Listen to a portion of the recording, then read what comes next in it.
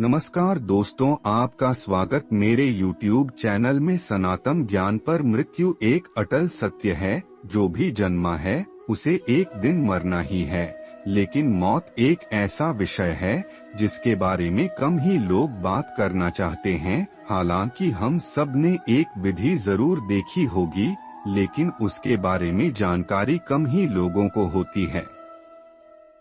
आप सभी ने देखा होगा कि हिंदू धर्म में मृत्यु के बाद शव को जलाया जाता है, और आपने ये भी देखा होगा कि अगर किसी की मृत्यु सूर्यास्त के बाद होती है तो उसका दाह संस्कार अगले दिन किया जाता है। ऐसे में आपने गौर किया होगा कि मृत्यु के बाद व्यक्ति के शव को अकेला नहीं छोड़ा जाता है। दरअसल इसका संबंध गरुड़ पुराण से है। हिंदू धर्म में अगर किसी की मृत्यु सूर्यास्त के बाद होती है तो उसके शव को रात भर घर पर ही रखा जाता है और अगले दिन उसका दाह संस्कार किया जाता है। इस दौरान शव को रात भर घर में ही रखा जाता और किसी न किसी को उसके पास रहना होता है। इसके पीछे की मान्यता है कि यदि रात में ही शव को जला दिया गया तो इससे व्यक्ति को अधोगति प्राप्त होती है और उसे मुक्ति नहीं मिलती है। ऐसी आत्मा असुर, दानव या पिशाच की योनि में जन्म लेती है। यदि किसी व्यक्ति की मृत्यु पंचक काल में होती है तो पंचक काल में शव को नहीं जलाया जा सकता।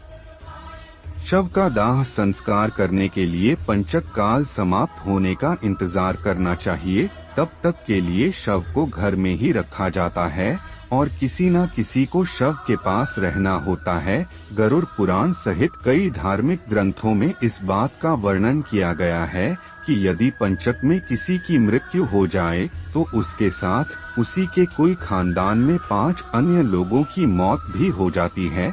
इसी डर के कारण पंचक काल के खत्म होने का इंतजार किया जाता है।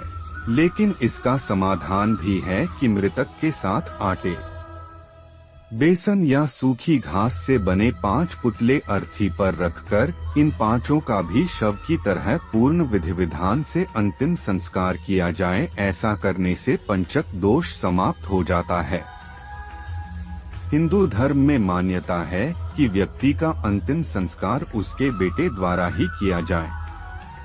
ऐसी स्थिति में अगर किसी का बेटा या बेटी कहीं दूर रहता है तो उसका इंतजार किया जाता है और शव को घर पर ही रखा जाता है। कहते हैं कि बेटे या बेटी के हाथों ही दाह संस्कार होने पर मृतक आत्मा को शांति मिलती है, अन्यथा वह भटकता रहता है।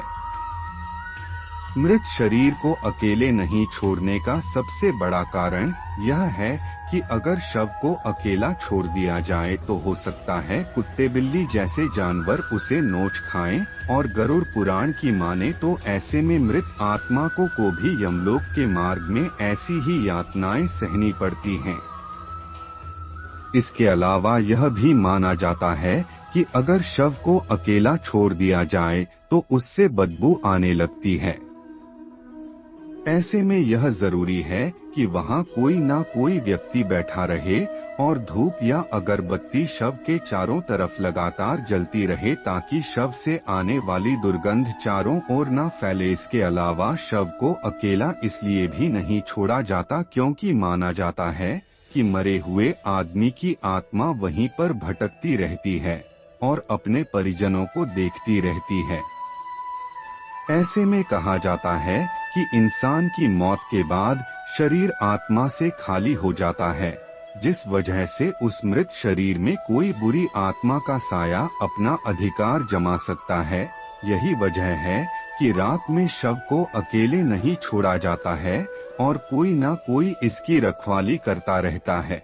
दोस्तों, मेरा वीडियो पसंद आया हो लाइक और सब्सक्राइब कीजिएगा।